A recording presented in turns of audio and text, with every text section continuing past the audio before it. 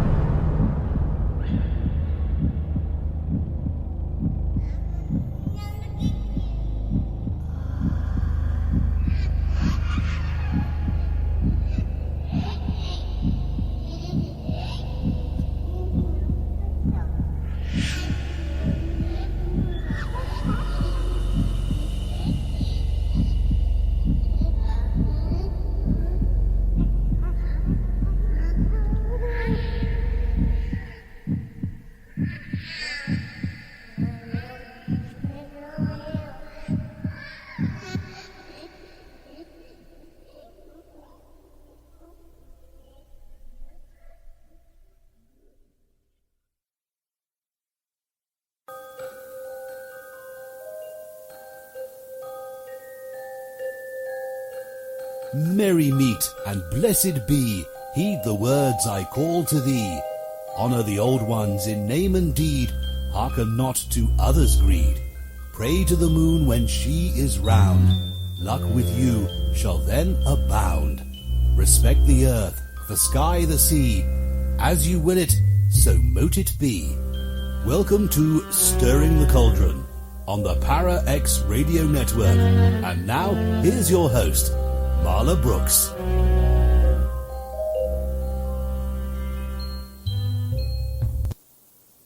Hey, merry meet and welcome everybody to another edition of Stirring the Cauldron. In keeping with the October theme, the music you heard was called Footsteps in the Dust by Midnight Syndicate.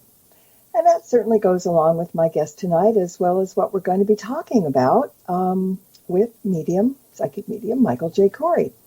Now, Michael has worn many hats throughout his lifetime. He isn't just known for his keen psychic gifts, but also his incredible historical ghost tours and books, which there are many of.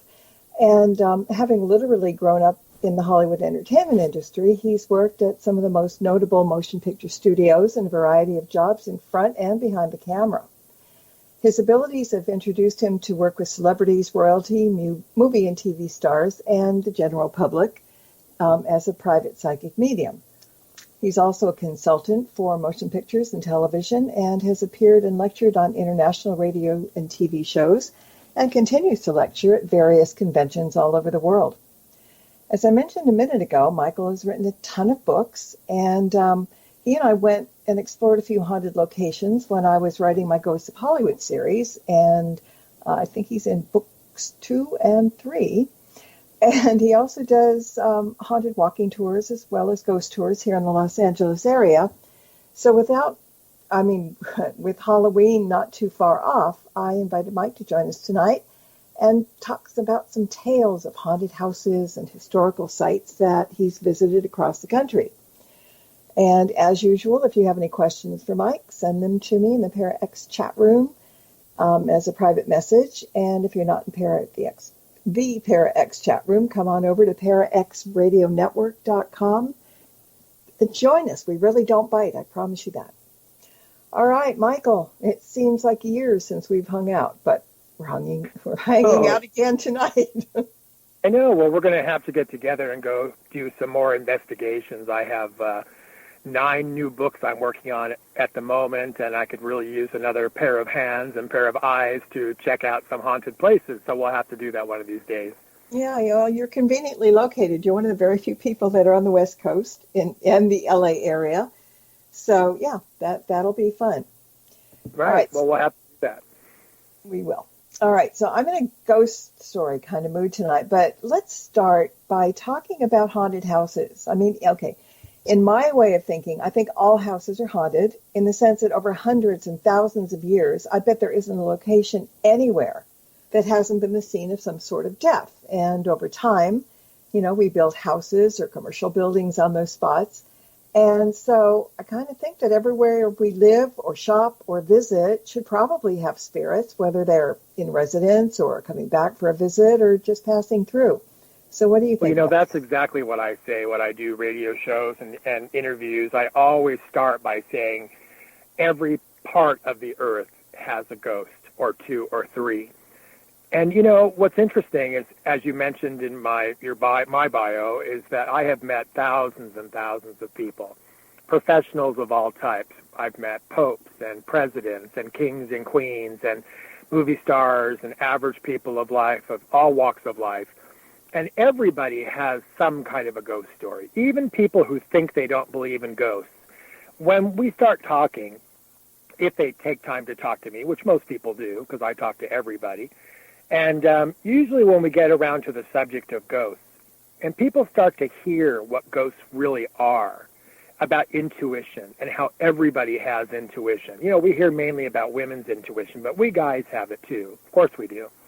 And when they start to listen to my encounters with the unknown or the unseen figures of the dark, as some people like to refer to ghosts, 9 times out of 10, they'll ask me a question and say, well, I had this encounter when I was 10 years old or when I was a young person.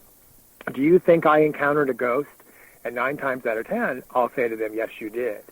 So you're right. There are spirits everywhere. Everywhere we go, whether it's a supermarket or a church or a hospital, Disneyland is haunted. The Haunted Mansion has real ghosts in it. I'm the only psychic medium that's ever been asked to investigate the Haunted Mansion for ghosts. In fact, I have a new book coming out next year about Walt Disney and Walter Knott. It's called A Tale of Two Walters. And half the book is about Walter Knott and Walter Knott of Knott's Berry Farm and Walt Disney of Disneyland. And not just about the ghosts, but about the 2 men. And I always thought it was unusual that 2 men with the same name, about the same age, built these amusement parks that are like 7 miles from each other. How could they not be friends? How could they not know each other and share encounters with each other? And sure enough, over the last 30 years of my research, I've interviewed their family members and employees of the parks and different people, and the stories that I have been told and the paranormal encounters have been astounding. And so for the first time, a book like mine is being written.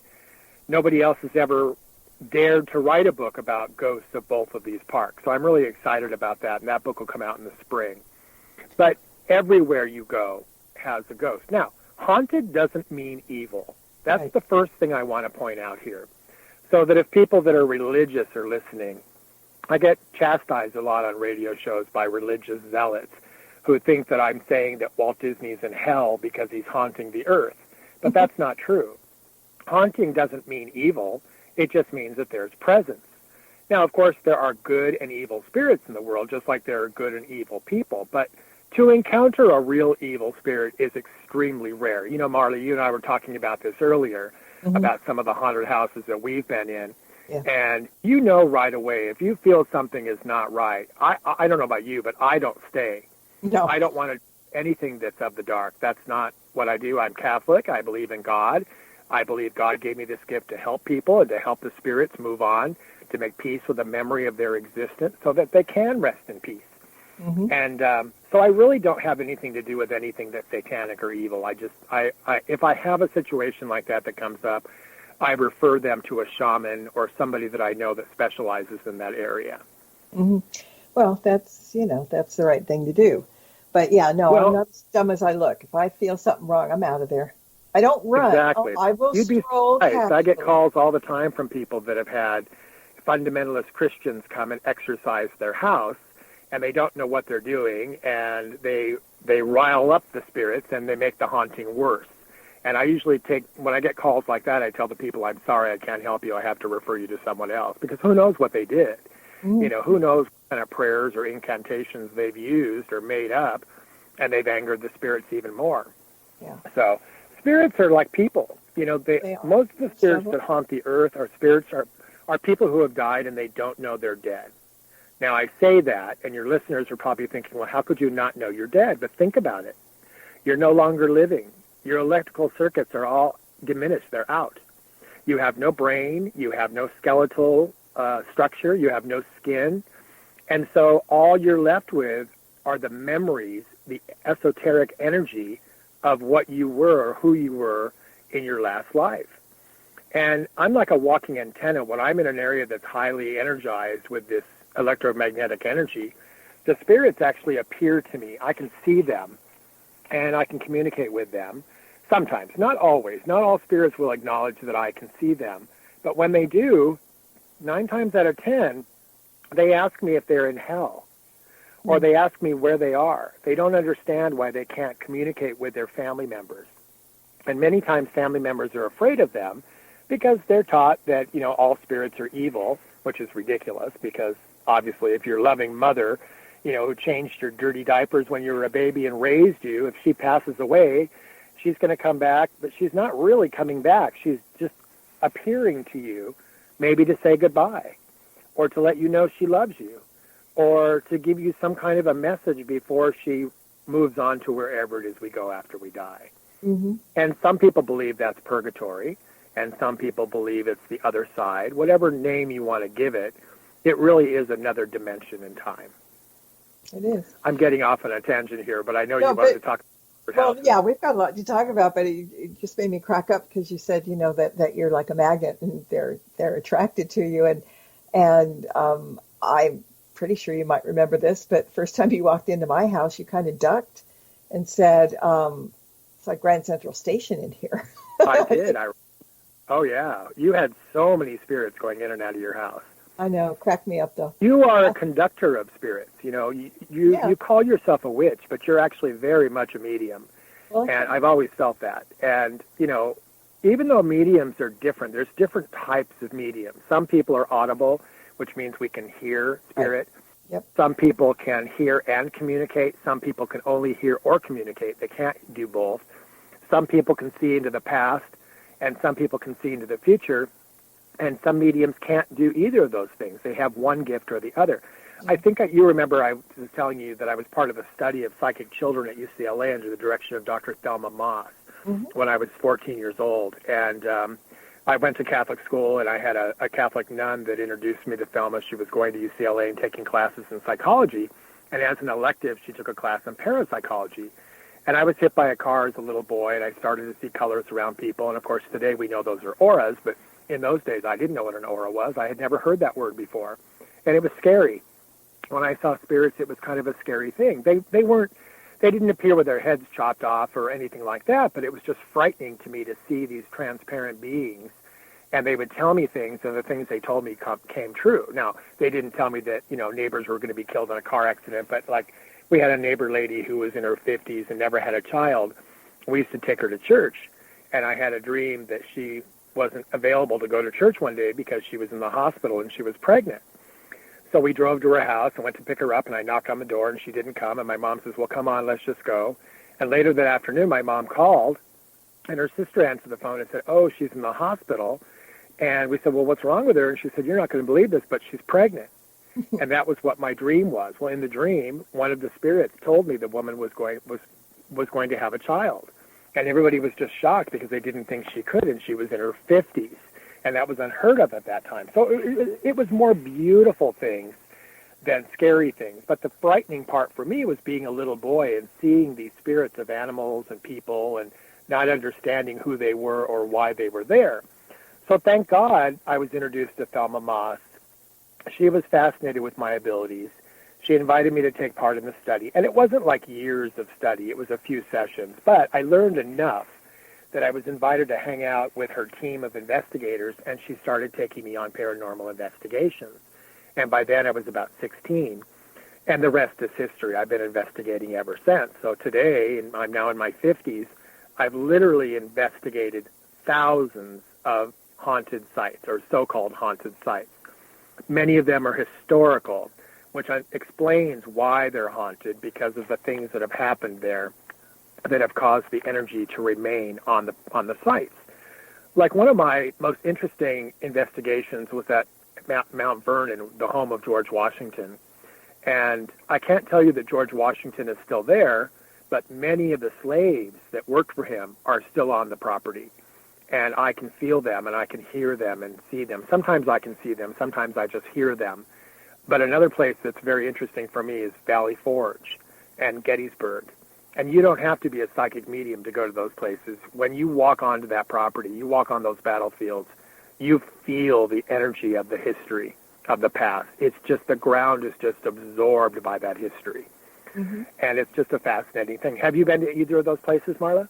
No, I haven't. I don't get back east, unfortunately, but I know that I want to talk a little bit about Valley Forge and Valley Forge Park because when I did a DVD, not a DVD, a CD for the Battle of Gettysburg. And one of the stories that came up in that was the fact that these two people that were on their way to fight the battle, it was sometime in July, in Gettysburg, and they were on their way, but they kind of got lost, and they didn't know where the battlefield was or where they were supposed to bivouac or whatever you call it. Mm-hmm. And as they were walking down the road, a man on a horse came riding up to him, and he wore a tricorn hat. And he said, where do you need to go or something, or pointed them in the right direction. I don't know what the conversation was. And they thanked him, and he really kind of almost vanished. Right. And they said he looked immensely like George Washington. Because who in Gettysburg is wearing a tricorn hat? That was, Revolutionary War kind of hat thing. Right, exactly. So there's that story about Gettysburg and George Washington. So, and from what I understand, Valley Forge Park is really a lovely kind of haunted, wonderful place too. Well, it really is. And when I was there the last time, I was with my mother and my sister. We were at an antique convention. We're antique dealers. And as a side, experience, we went to the park. And while we were walking down a road to one of the houses where the general was staying, excuse me, we could actually hear rustling in the bushes. It was as if the snipers were still there. And I, being such a medium, I could actually hear them whispering and making sounds like clicking sounds. And I heard two men say, come over here, here they come, here they come. And it was so audible, it was so physical, the hair on my arms was standing on end. My mom didn't hear it, my sister didn't hear it, but as we got closer to the house, a docent came out, and he must have heard it too, because he saw us coming in, and he told us to get in the house quickly. And when we went in the house, the building is, it's a museum. It was all set up the way it would have been at the time that George Washington was there with his desk and his writing pens, and there were no other people in there. And as we went inside, there was an interior door, and it just slammed shut all by itself. We just about jumped out of our skin. I mean, that was startling. Mm-hmm. And when we turned to look for the docent, the man that I thought was the docent, he was dressed in old-fashioned clothing, but he was transparent. We could see right through him, and my mother saw him. My mother's very psychic, too. My younger sister didn't see him, but my mother did, and he dematerialized from our view. So to this day, when we talk about that, we feel like we were being ushered in. The man was protecting us from the snipers. He must have been able to see us, or he must have thought we were somebody from his time period. And then later that day, we were leaving, and we heard a tour group coming towards us, and the docent was a woman, and she said, you're in here all by yourself? Where's your tour guide? And we tried to tell her what happened, but she would have none of it. She just looked at us. She turned white as a ghost. I mean, it was really, she was frightened. You could tell she was really freaked out. And she was giving the tour, and we listened in, but she kept tripping over her words, and she kept looking over her shoulder. So, I mean, people know that site is very, very actively haunted. And somebody just asked a question from the chat room to ask you about General Anthony Wayne and see if you know about his story about looking for his bones. I don't know that name. Okay, he was the general, and I guess I don't know where, but he has a statue up at Valley Forge. Oh, okay. So I know the name, but I don't know more than that about him. But okay, so something to look up down the line. Yeah, we'll Um, have to research that. yeah, but yeah, because it just sounds kind of interesting that he was. But I will tell you that there are also cabins on the property that the soldiers stayed in. Now, I'm sure they're reproductions. I think the originals are long gone. But they're built on the same site. The floor plan, the footprints are the same as the original cabins. And in several of those cabins, we felt very strong energy as well. When I'm in an area with highly centralized energy, psychic energy, the hair on my arms will stand at attention. And it's pretty interesting, or the hair on the back of your neck will stand up. Yeah. That's one of the signs. And then I get a tightening in my chest, and then I get other feelings. And if I have enough time to sit or stand in an area and go into a light trance, it's like I'm transported back in time, and I actually see what was going on at the time period that the spirit wants me to see. I'm able to transport to that time period. Now, it may not have been when George Washington was there. It could have been another war later on. But I've also been to the house of of Washington Irving in Sleepy Hollow, New York. That was a fascinating investigation. I went to New York for the first time to do The View with Barbara Walters, and Meredith Vieira was the co-host at that time, and she had a ghost in her house, and they couldn't figure out who it was. They flew me in from Los Angeles, and I went and did a formal investigation, and it turned out that the property that her house was on was part of the original property of Washington Irving, the famous writer. And so I did a full investigation of her house and her neighborhood, and it was right on the edge of the Hudson River. Beautiful, beautiful area there. Just love it there. And when I went to the home of Washington Irving, he appeared to me in his house.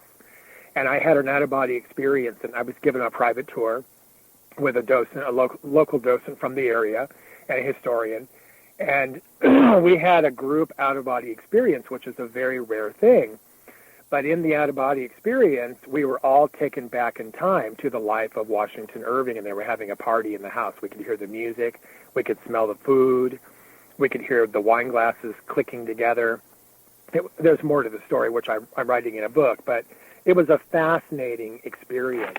And when I was able to identify who the spirit was haunting Meredith's property, the haunting stopped. And he was a young soldier that had been mistaken for a thief, and he was hanged on her site. But he didn't die from the hanging. He actually he was really tall, and he played chicken, and the soldiers left, and he was able to take the noose off of his neck, and he was able to escape to freedom. But he died later. He was caught in a bear trap, and he bled to death.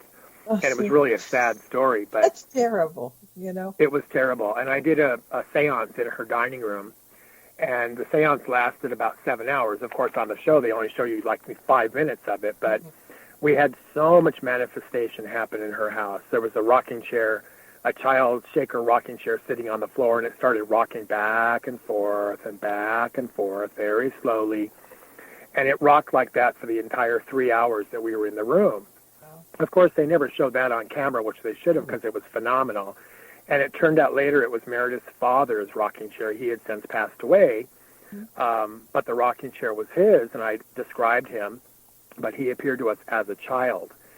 I think sometimes ghosts will appear the way they looked at their favorite time in their life, and that's very common. I have done readings for people, and I'll say, oh, there's a little boy here or a little girl, and she's got blonde hair and blue eyes, and she's got pigtails, or she's wearing such and such a dress, and the client will say, no, I don't know who that is. And I'll give a name, and they'll say, well, that's my mother's name, but no, she died at 92. And I have to remind them that spirits often appear at the favorite time of their life. So if the woman loved being 5 years old, and her name is Mildred, here she is appearing to me when she's 5 years old, but the daughter wouldn't recognize her because she didn't know her mother at 5 years old. It's very, very confusing sometimes. But when you're a seasoned medium, like I am, or you are, and you're doing a reading for someone, you can identify more because of your experience. And so it's easier for us to explain to people why a spirit is appearing the way they are. But going back to George Washington, the second time I went to Mount Vernon, he was definitely all over that house. And I saw him the way he looked as an older man, and he's buried on the property. And he loved that house so much. I mean, it was just his pride and joy. So why wouldn't he be there? Like Walt Disney, going back to Walt Disney. Why wouldn't Walt Disney be haunting his studios in Burbank or Disneyland? I mean, he might be at Walt Disney World, but he really didn't live long enough to see Walt Disney World come to fruition.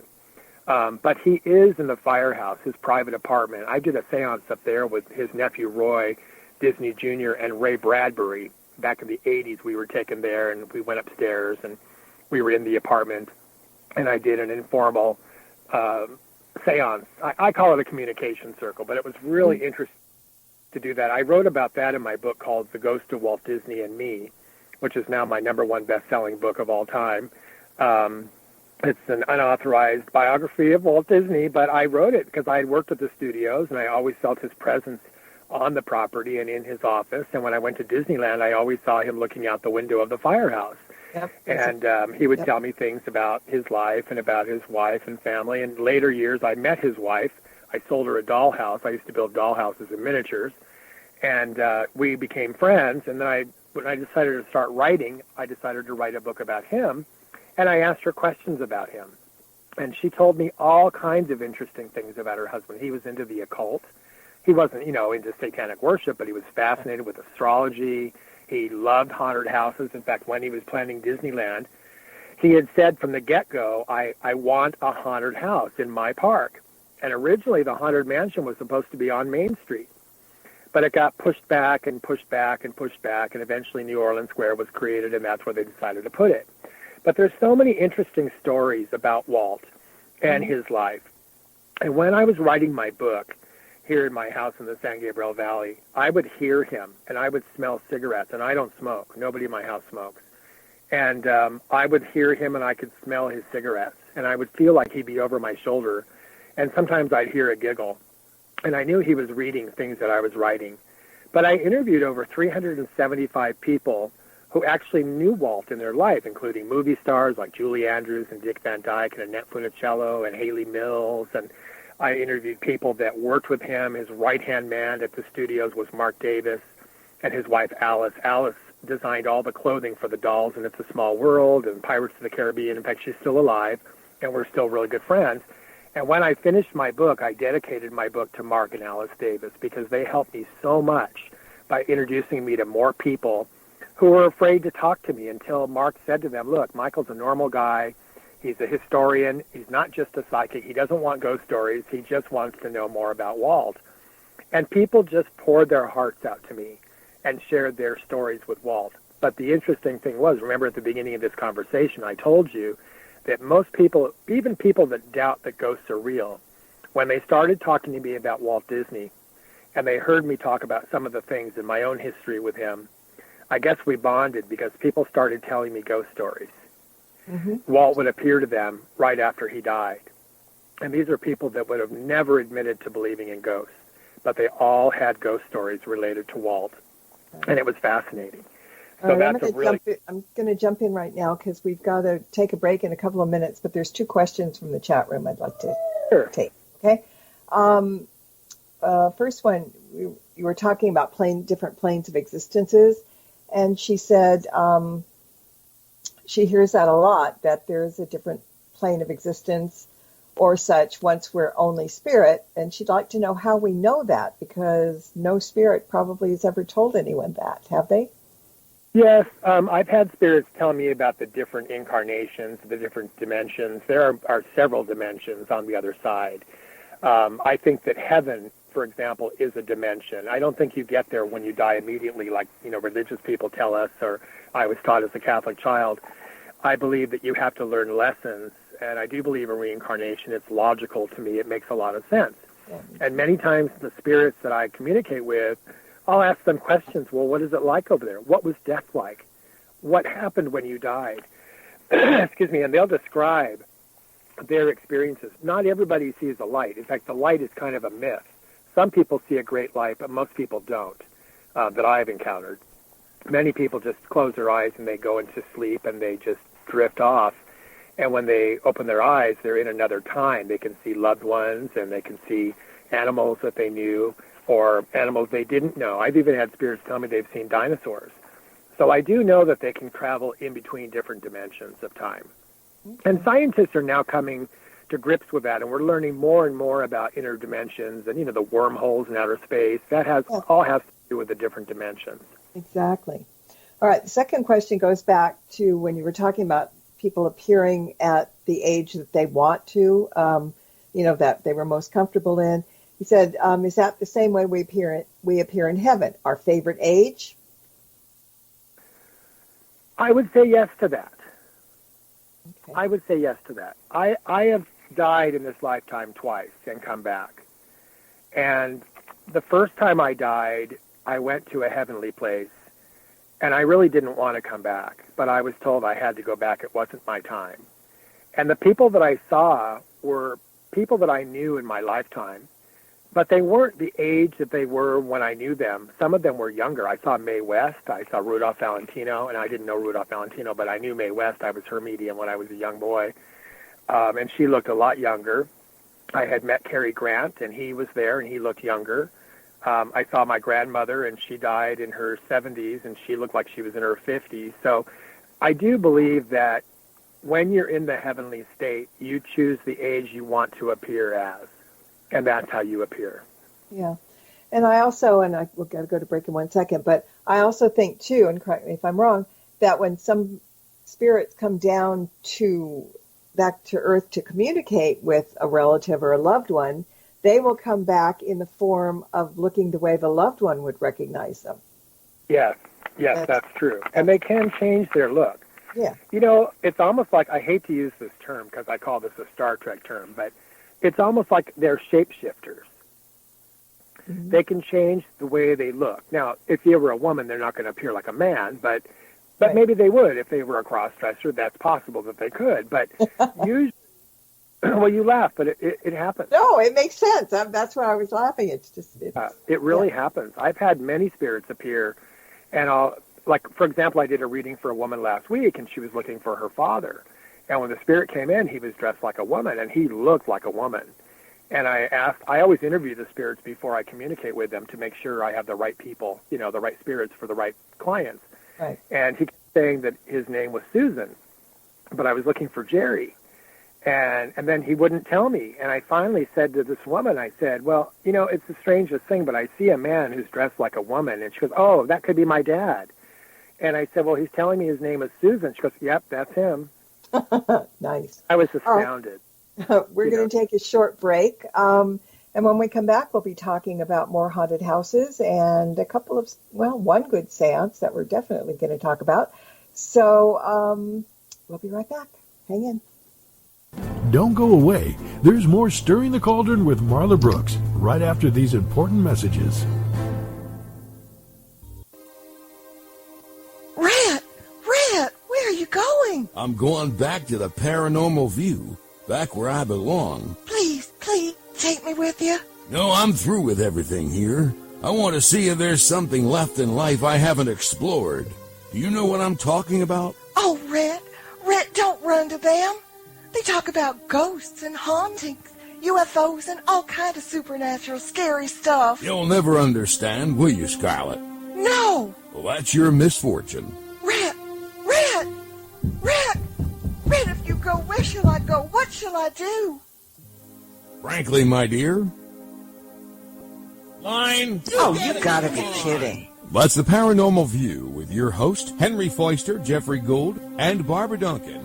Every Saturday night at 8 p.m. Eastern, exclusively on the Para X Radio Network. Missed an episode of Stirring the Cauldron? Then be sure to check out marlabrooks.com and check out the archive. And while you're there, check out Marla's weekly Witches Oracle card reading. Explore the site to find many great resources, such as information on tarot, oracle readings, metaphysical consultations, and links to all of Marla's books. That's marlabrooks.com. Welcome back to Stirring the Cauldron. Once again, here's your host, Marla Brooks.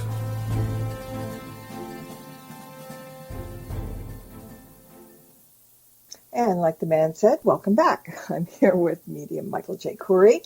And we're talking about haunted houses, haunted locations, spirits, and all that good stuff. And I was, Michael, looking at your website the other day, and a couple of things jumped out at me. And one of them was a seance that you did with Gene Simmons of KISS on the Queen Mary. And I don't recall hearing about that, so I want to now.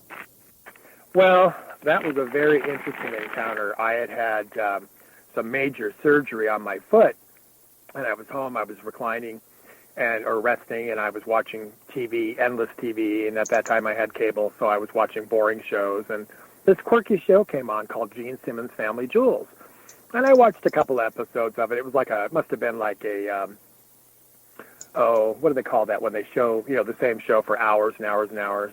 Marathon? But anyway, yeah. And I noticed, there was one episode where he was talking about his merchandising and how he had spent, his years learning about marketing, and the guy was just brilliant. And I literally sat up in bed. I couldn't walk, but I sat up and I said out loud, I said, universe, I would love to meet Gene Simmons. If I could just spend 20 minutes talking to him, getting some ideas of how to market my books better and my antiques and the things that I make. I'm also an artist. I paint and I sculpt, and I was just, having a slow time, and I was thinking, I used to work in advertising, but it's difficult to do everything yourself and market and try to wear all those hats. So I would love to pick his brain. So literally a year later, I'm here in my office, I'm writing away on one of my books, and the phone rings, and I get this call from a young woman, and they're looking for a guest to talk about ghosts on the Queen Mary. And I've already done like 19 shows on. I wrote a book called True Hauntings Aboard Queen Mary and Delicious Delicacies to Dine For. And it's actually a cookbook with ghost stories, which is really fun. Anyway, so I was talking to her, and I said, well, what are you working on? And I get calls from producers all the time. I work as a consultant in horror movies and also in television documentaries and things. And we started talking, and she would never tell me who she was working for, but they were having trouble getting on the ship. And I said, well, what is the show? And she finally said, well, it's Gene Simmons' Family Jewels. And I literally dropped the phone because the day she called me was a year and a day after I had said out loud to the universe, I would love to meet Gene Simmons. And I'm not kidding. I mean, it really happened like that. Yeah. So I was able to use my connections. I called the ship. I was able to arrange for us to get a film crew over there, and I explained to them what they wanted. And at that time, the people that leased the ship, it was going through a transition. The company that had leased it and ran it into the ground was leaving, and they were getting a new leasing company because the city of Long Beach actually owns the ship, and then they lease it out to a hotel company, and that's how they do it. And I had been approached at one time to lead a paranormal group on the ship, but they wanted me to work there for free. They didn't want to pay anything, and, it was just kind of ridiculous, do tours for free, and I can't do that. I have to make a living. Anyway, so to make a long story short, we set everything up and got it going. But when I arrived, Gene Simmons hadn't been told who I was, and it was kind of an awkward situation. And when he found out I was a real psychic medium, I went into this room they used as a green room, and they had one guy there who was an actor who knew I was coming. And they had set up his show is fake. I mean, it's all phony. It's like a reality show. All those psychic reality shows are ridiculous. They're not really investigators. They're actors pretending to be investigators. And so on this show, the premise was to go to the haunted portions of the ship and to prove to Gene that ghosts were real. But they didn't tell me that, of course. And so I went in there as myself, and he was so afraid of me. When he found out that I was the real deal, I went in and I sat down next to he and Shannon Tweed, his fiancée at the time. And they said, well, who are you supposed to be? And I said, well, I'm not supposed to be anybody. I'm Michael J. Kouri. And they said, well, what do you do? And I said, I'm a psychic medium. And Gene looks at me, and his hair is like plastered on his head. It looks like a wig. It's just full of hairspray. And it was standing up like Don King. I mean, it was standing up straight. He was so freaked out. And he goes, are you really psychic? And he kept inching away from me. Like he wouldn't even shake my hand. It was the funniest thing. It was like a cartoon. Mm-hmm. And I said, well, I am, but there's nothing to be afraid of. I'm a normal person. I eat and crap and bleed just like you do, And I was trying to break the ice. And so then we were called onto the set as to where we were supposed to go first, and they took us to the pool. Have you been to the Queen Mary? Yeah. Mm-hmm.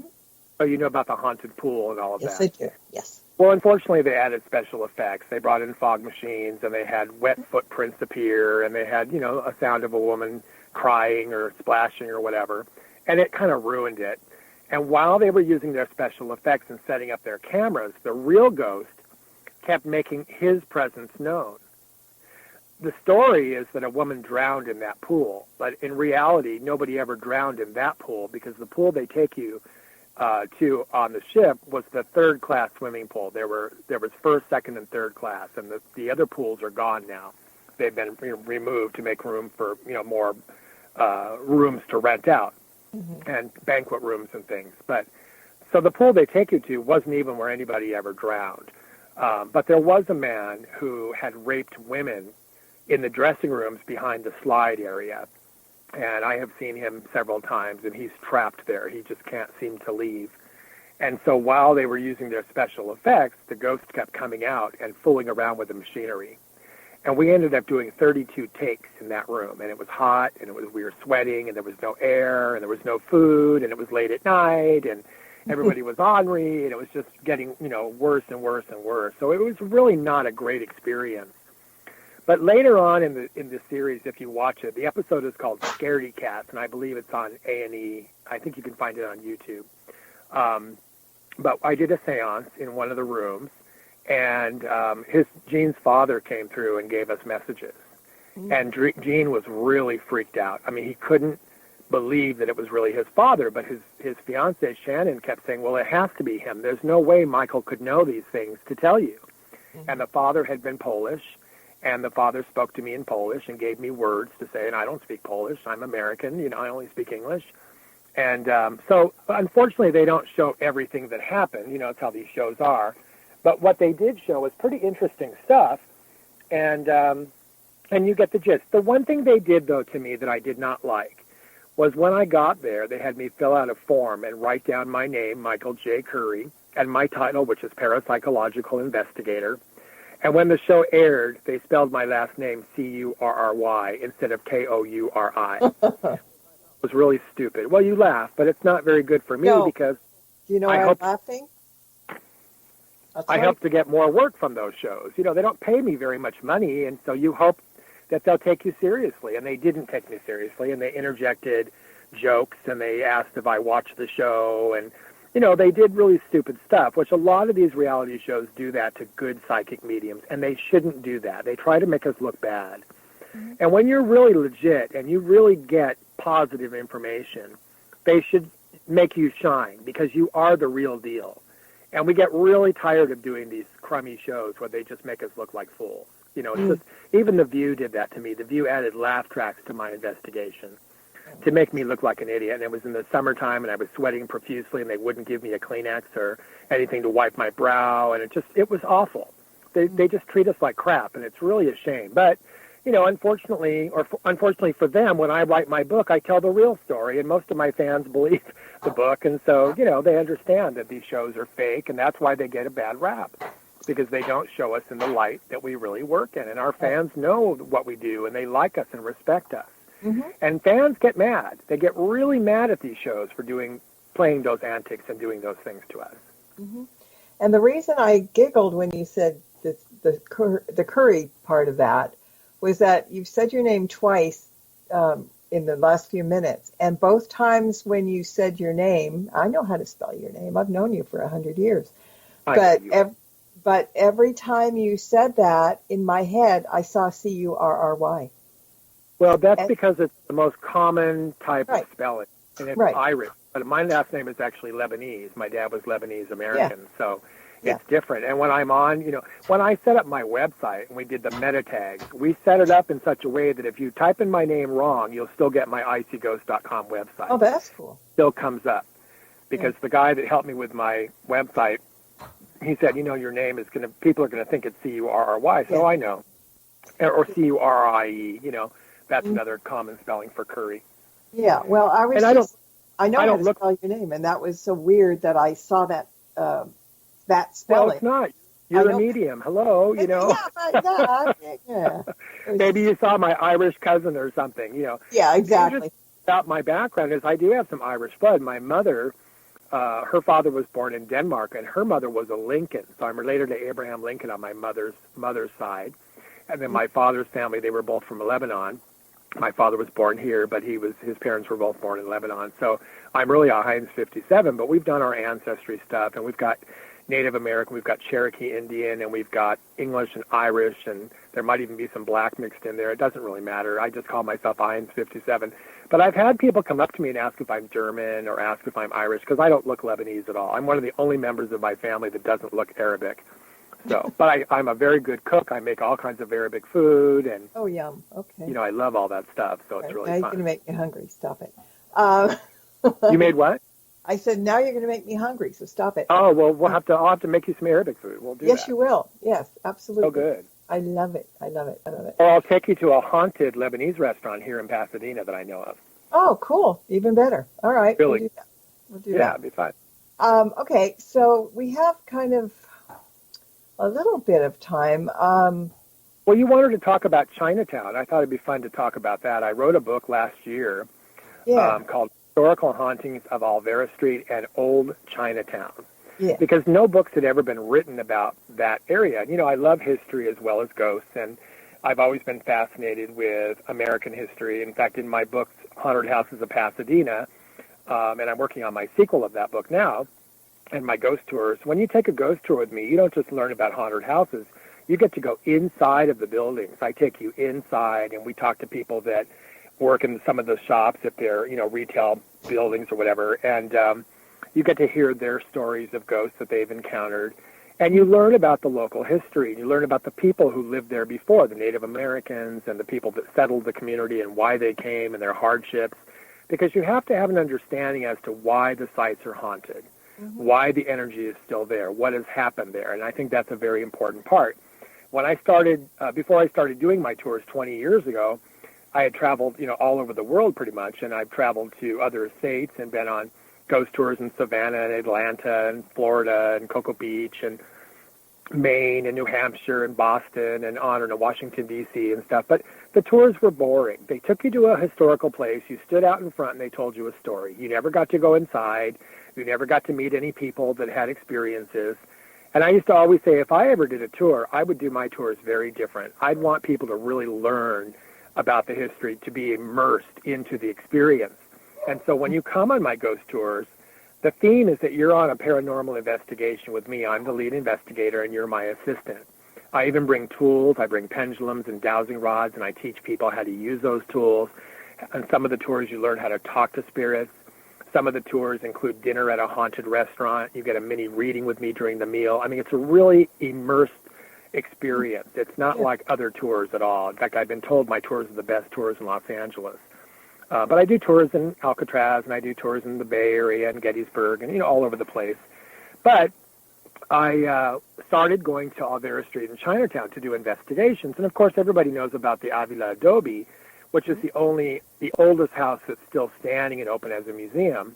Yeah. And I did a TV show there for a show called Mystic Journeys. And the day we were there to shoot, Hill Hauser was there doing his California Gold show. Yeah. And we were shooting first, and he kept peeking his head in, and he saw the rocking chair in one of the rooms start rocking back and forth, and he nearly jumped out of his clothes. He was so freaked out. We kept hearing, "Oh, my gosh!" He had that heavy accent. Yeah, he did. We had to ask him, what was going on, and he wouldn't talk on camera, but he actually saw a ghost of a woman sitting in a chair, and she looked like she was knitting. Oh. And I didn't see her right away. But then I started to smell something cooking outside, and it was a warm day. It was in June, and there was nothing going on in Olvera Street. It was very slow that day. It was during the week. I think it was a Tuesday afternoon. And when I looked outside, their kitchens used to be outside, and they were in the back. And we saw the oven, and the oven smoke was coming out of the oven, but there was no fire that you could see. And I saw two women in spirit. I could see right through them, and they were baking bread or making some food in the back. And then I saw the rocking chair start to go back and forth, and not only was the rocking chair moving, but the baby cradle was moving, and we heard a baby crying. And we knew that the house had come to life. And when I went into a trance, it all just revealed itself to me, and I could see men walking around, and I could see people dressed in very old-fashioned clothing. I saw an older man playing a guitar in the backyard, and he was singing in Spanish, and it was beautiful. But it was just like a normal day. And this whole scene lasted maybe about 7 minutes, and then it was gone. Mm-hmm. But Hillhauser couldn't see it, but he could feel it. Yeah. And I later talked to him off camera about some of the stuff, and he said he was very sensitive and he would feel stuff, but it really scared him. He would never delve into it. It really frightened him. But, you know, he was from the South, and I think he just had a lot of fear in his own life. But he invited me to go with him to several different sites, not on a show, of course, but I went with him to many different places, and I would tell him stories about what I was feeling and what I was seeing, and it was an interesting thing. Mm-hmm. But Chinatown is actually very haunted. And it's not just haunted by Chinese, it's haunted by Americans and Native Americans and Italians and all the different people that have lived in Los Angeles through the different generations. Yeah. And when you come on a tour with me, I do a tour in Alvera Street in Chinatown. And when I take people on these tours, I actually go into a trance, and there's one area where we go in and you can actually feel, sometimes you can hear the people singing, you can see them, they're transparent, but they appear. It's really, really fascinating down there. Yeah, see, I mean, as I told you earlier, I love Chinatown. I mean, we went there all the time when I was a kid at the old Chinatown. I mean, the new Chinatown is great, but the old Chinatown has just that real feeling. Well, you've actually never been to the real old Chinatown. You've been to the modern Chinatown. Yeah, the one, this century's Chinatown, yeah. New Chinatown is like brand new. But the Chinatown that you're talking about was actually built back in the 30s and 40s. But the Chinatown I'm talking about is the Chinatown around the turn of the century in my book. Yeah. And that's okay because the area is part of the area that you know of, where the old fountain and the wishing well is. It's still there. Unfortunately, a lot of those shops have closed up now and people have kind of moved away. But I still like to go there, too. There's some really great restaurants there. And, of course, there's a wonderful bakery that's been there for eons. Phoenix and they have the Bakery. best. Oh, my God. Yes. Yeah. That place that makes those great cakes. Dying for some red bean cake, yes. Mm-hmm. Oh, that's good. We go down there and get almond cookies. They were baked fresh out of the oven, and they had a real piece of almond on the top, not just a little corner of the almond, but the whole, the half of the almond was on top. So good. Yeah, that's a great bakery. Another one of my favorite haunted houses, though, believe it or not, is the White House in Washington, D.C. Mm-hmm. And I'm also an opera singer, and I had a chance to sing at Ford's Theater. That's the theater that Abraham Lincoln was shot at. And when I went there to sing, I could really feel his presence all over the place. And one of the ladies there noticed that I was interested in that. And she said, well, if you're a medium, then I need to take you over here. We went across the street and went to this old brownstone. And I knew instantly that that was the house where he actually passed away. Now, most people know that because it's a historical site, but I had never been there before. But I just knew where everything was. Mm-hmm. I can't say that I saw his body in the house, but I could see other people that were in attendance of the president when he died, and they're haunting those houses. They are so afraid to let that history go that they are still keeping watch over that house to make sure that it stays as a national landmark. Mm-hmm. And the theater is very, very active as well. Okay. But the White House is also haunted. I got to sing there, and afterwards I was asked if I, enjoyed being in the White House. I said, well, I'd really like to do the tour. I got up early that morning and tried to get in line, and by the time it was, I was almost up there. They had closed the tours for the day. They only take so many people a day.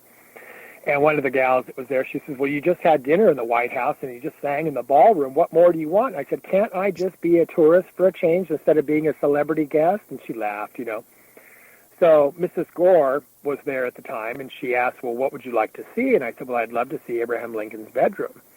And she said, well, unfortunately, that area is off limits to the public because that's the private apartments of the president. Yeah. And she looked at me and she says, well, why do you want to see that? I said, well, Abraham Lincoln's my ancestor, and I'm a psychic medium, and I'm curious to see, I've heard he haunts the White House, and I'm curious to see if he'll appear to me. So she kind of, looked at me, and she just sort of blushed a little bit, and she left. And about a half hour later, she came up to me with a Secret Service man, and I guess she got permission. And so we ended up going up into an elevator. We went up to the floor, and I was able to go and see Abraham Lincoln's bedroom. And I was so thrilled to be able to do that. And I didn't see him, but I saw a little ghost dog walking up and down the floor, and I described it to Mrs. Gore and the other woman that was with us, and they weren't sure who it was. And so later, we went into the bedroom, and they still have the furniture in the bedroom that was ordered by Mary Todd Lincoln when she and Abraham lived in the house. And we heard humming. And it wasn't coming from Abraham Lincoln's room. It was coming from a room across the hall. And later on, we went into that room, and as soon as we opened the door and went inside, the humming stopped. And there was a dressing mirror above the dressing table, and it turned all by itself. And all three of us witnessed that. And when it turned forward, it aimed down to a rug, and we all saw the reflection of the dog in the mirror. Oh. You couldn't see the dog on the floor. I could see the dog. It was a small dog. But when the mirror turned, we could see the dog in the reflection. Nice. So they were pretty stoked about that, and we left, and that was the end of that, and the evening ended, and I ended up coming home. And about 3 weeks later, I got a phone call from Nancy Reagan. I was Ronald Reagan's medium for 20 years after he left the White House. And not many people know that because I never, ever talk about people that are celebrities when they're alive, but now I can because they're both passed. But I talked to Nancy, and I told her about the experience, and she said, oh, yes. She says, I know that dog. That was Dwight D. Eisenhower's dog. Oh. And Eisenhower kept the dog with him in the White House, and the dog was there. Oh. And when she and Ronald were in the house, they always saw that dog in that hallway in front of Abraham Lincoln's door of his bedroom. I love validation. We've got... not trying to cut you off, but we have like 2 minutes, and I think we're going to have you back to finish this story. But let me just really quick because it's really cool. Yeah. Okay. Nancy told me that the humming I heard was Mary Todd Lincoln, and that her spirit is in the White House as well, and that Abraham Lincoln's bedroom was actually the room where the dressing mirror was. He didn't like that room. He didn't like the way the light was in that room, so they switched bedrooms. And that was the night he died. He had switched bedrooms, and he was sleeping in her bed. And, of course, he never got to sleep in that room again because he died. But it was very, very interesting to have that validation from Nancy Reagan. I was just going to say, I've also investigated the Reagan Library, and, oh, my God, there's just spirits everywhere. So it's pretty neat stuff. Yeah, well, you'll come back and tell some more stories. But right now, tell everybody really quickly where they can get a hold of you and find out about your tours and your books and all that good stuff. Well, if they visit my website, which is called iseeghosts.com, it's the letter I, the letter C is in cat, the word ghosts, plural, GHOSTS.com, so iseeghosts.com. They can find all of my books there. I've just published my 72nd book, and I'm self-published. I have been published by a couple of publishers, but most of my books are on my website. They can buy them on eBay as well, or they can buy them from me directly on Facebook. I have iseeghosts.com on Facebook. And I have a shop called Little Curiosity Shop on Facebook. My books are there as well. If they want to find out about my tours, they can go to the tour calendar on my website, or they can email me at iseeghosts@hotmail.com. I have a tour this weekend. I have tours almost every weekend in October, and I do tours all during the year. I'm available for private readings. I can do psychic parties and group readings. I can do seances if people want to hire me for that. And I can travel anywhere in the world. Sounds good to me. Now we're going to travel out of here. So thank you, Michael. Come back. Well, thanks so much, Marla. It was really fun to be on your show. Yeah, it's about time we touched base. It had been years. So and it was fun to some of your listeners, too, and I hope that we can do this again. It would be a lot of fun.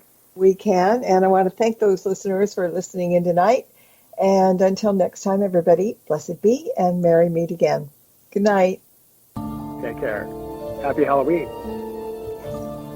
Thank you for tuning into this episode of Stirring the Cauldron with Marla Brooks. Please join us again next week at the same time for another great guest and more cauldron stirring. Any rebroadcast or other use of this program without explicit permission is strictly prohibited. Copyright 2019. The Mysterioso March by Kevin MacLeod is licensed through Incompetech.com.